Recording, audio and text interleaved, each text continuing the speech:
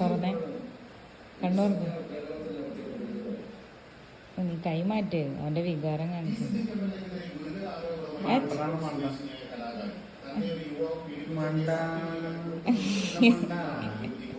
പല്ല് മൊത്തം പുറത്താണ്ടാ, ക്ലിപ്പ് ഇടേണ്ടി വരും.